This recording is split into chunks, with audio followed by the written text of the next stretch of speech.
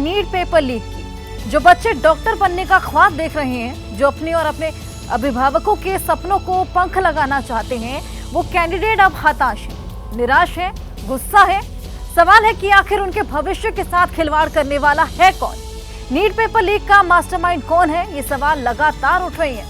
हालांकि बिहार पुलिस को कई सबूत मिले, पहले आरोपियों का कबूलनामा और अब बिहार पुलिस की आर्थिक अपराध शाखा को कुछ पोस्ट डेटेड चेक मिले हैं जिनको जांच की जा रही है। लेकिन इस पर राजनीति भी तेज हो गई है, तो आज निगाहें सुप्रीम कोर्ट पर भी रहने वाली है, क्योंकि आज नीट पर बहुत हलचल है।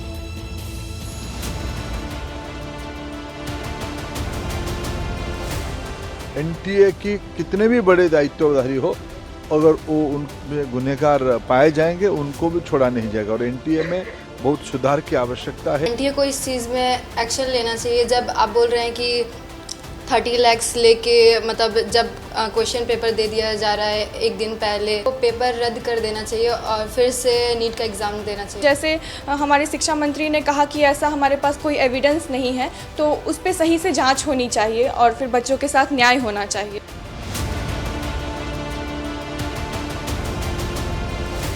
नीतीश कुमार, अमित आनंद और सिकंदर यादवेंदु, ये नाम जो नीट परीक्षा पेपर लीक के सबसे बड़े साजिश करता है।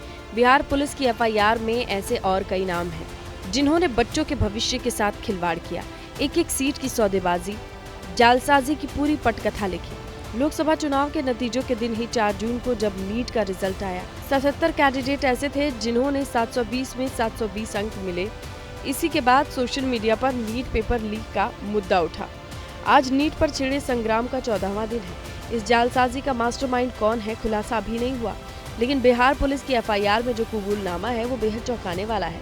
पटना में हुई एफआईआर में आरोपी आयुष राज ने खुलासा किया, एग्जाम से ठीक एक दिन पहले यानी 4 मई को पेपर लीक हुआ था। पेपर के साथ उन्हें उत्तर याद कराए गए थे। कम से कम 20-25 अभ्यर्थियों को पेपर लीक किया गया।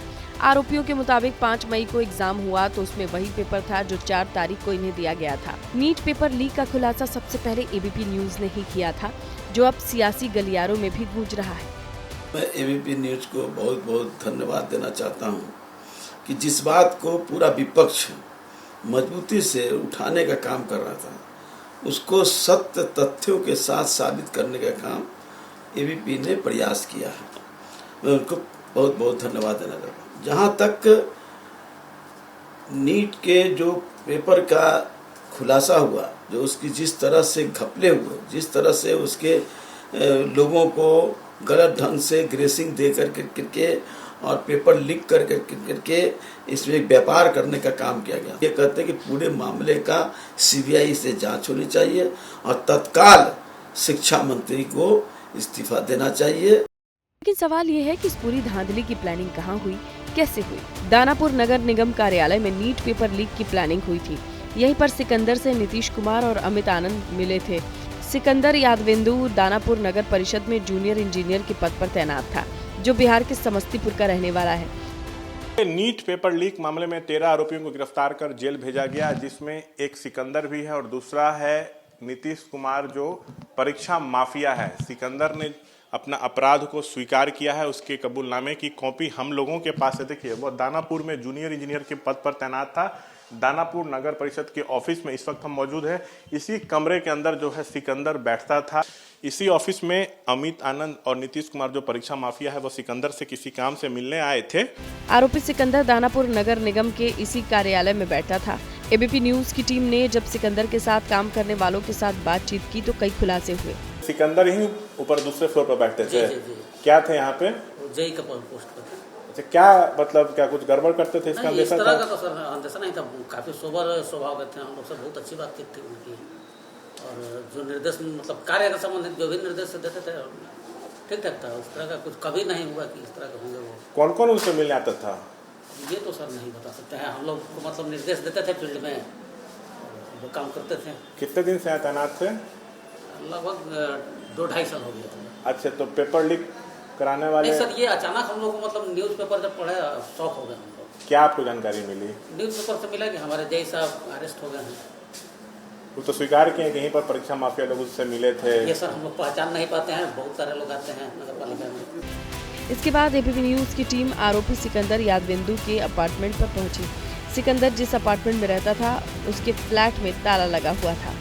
हम मौजूद हैं जैन लैंडमार्क अपार्टमेंट में और यहाँ जो मुख्य आरोपी है इस नीट पेपर मामले का सिकंदर, वो इसी अपार्टमेंट में रहता है। ब्लॉक सी में उसका फ्लैट 607 है। हालांकि गिरफ्तारी उसकी हो गई है और अब हम इस अपार्टमेंट में चलेंगे और जानेंगे यहाँ कि जब सिकंदर यहाँ रहता था तो गतिविधियाँ क्या थी, क्या कुछ होता था इस अपार्टमेंट में। निश्चित तौर पर एक बड़ा जो पेपर लीक का मामला है, पूरे देश में इसको लेकर आक्रोश है। यहाँ के गार्ड हैं, गार्ड से भी बात करेंगे। सिकंदर यहीं रहते थे? नहीं सर, नहीं है।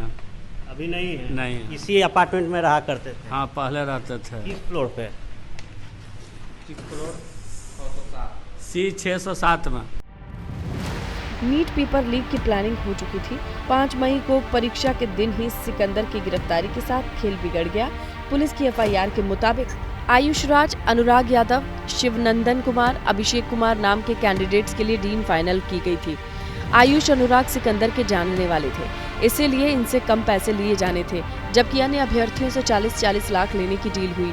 सिकंदर ने कबूला कि 5 मई को पुलिस की रूटीन चेकिंग के दौरान उसकी गाड़ी से आयुष राज, अनुराग यादव, शिवनंदन कुमार, अभिषेक कुमार के एडमिट कार्ड मिले। बिहार पुलिस की आर्थिक अपराध शाखा भी जांच में जुट गई है। EOU को 6 डेटेड पोस्ट चेक मिले हैं। अब बैंक होल्डर्स की जानकारी जुटाई जा रही है। जैसे ही घड़ी का काटा दोपहर 2:30 पे आए, बबीता जी का दिल सास बहू साजिश के लिए मचल जाए। और ये है इनकी बहू, पूरे दिन ऑफिस की टेंशन हो जाए गॉन जब ये करें अपना फेवरेट शो फ्री टाइम पे ऑन। इनकी तरह आप भी देखें अपना फेवरेट शो अपने टाइम पर और डाउनलोड कीजिए ABP लाइव ऐप अपने स्मार्ट टीवी पर।